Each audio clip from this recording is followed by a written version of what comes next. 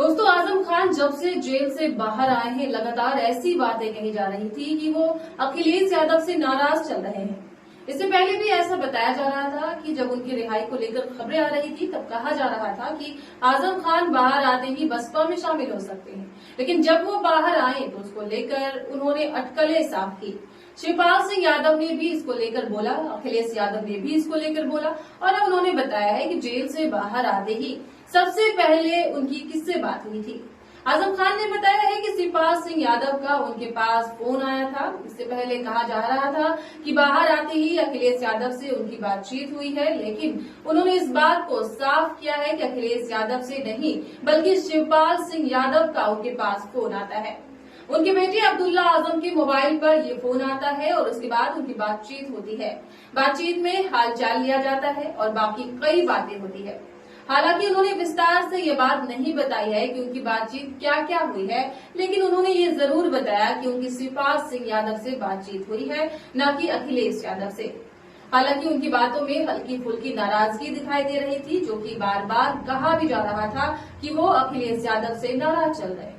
क्योंकि जब उनसे सवाल पूछा जाता है कि क्या वो बसपा में शामिल हो सकते हैं, क्या ऐसा कुछ है, तो वो हमेशा यही कहते थे कि वो हमेशा से नेता के साथ रहते आए हैं और उन्हीं की विचारधारा को फॉलो करते रहेंगे।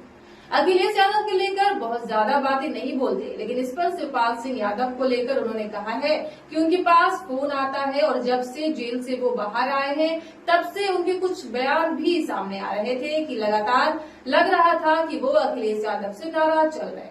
एक नाराजगी रामपुर को लेकर भी है। कहा जा रहा है कि लोकसभा चुनाव 2024 में रामपुर से मोहिबुल्लाह नदवी को टिकट दिए जाने से आजम नाराज है। सनद रहे कि चुनाव में मोहिबुल्लाह नदवी की जीत हुई थी, लेकिन जब ये चुनाव होता है तो आजम खान की तरफ से बयान दिया जाता है। कहते हैं कि इस जीत को मेरी हार ना समझा जाए, बहुत बुरा हो जाएगा। यानी कि मोहिबुल्लाह नदवी की जीत पर वो यही कहते हैं कि इसे आप हमारी हार मत समझिए, ऐसा कुछ पोर्ट्रे करने की कोशिश मत कीजिए। हालांकि उन्होंने ये भी बताया कि 8 अक्टूबर को उनकी अखिलेश यादव से मुलाकात होने वाली है। ये भी उन्होंने कहा कि अखिलेश यादव से मुलाकात के बारे में उन्हें पार्टी की तरफ से कहा गया है, डायरेक्ट कोई फोन नहीं आया है। यानी कि अखिलेश यादव ने उन्हें डायरेक्ट इस बात को लेकर कोई फोन नहीं किया है, बल्कि समाजवादी पार्टी की तरफ से उन्हें बताया गया है, कहा गया है कि 8 अक्टूबर को उनकी अखिलेश यादव के साथ मुलाकात है और ये मुलाकात आने वाले वक्त के लिए बहुत अहम होने वाली है। क्योंकि जिस तरीके से समाजवादी पार्टी के कई दिग्गज नेता जेल से रिहा हो रहे हैं, उनकी जो मजबूरी है वो और बढ़ा देगी और आजम खान सबसे बड़े नेताओं में माने जाते हैं और समाजवादी पार्टी के काफी पुराने नेताओं में शुमार है।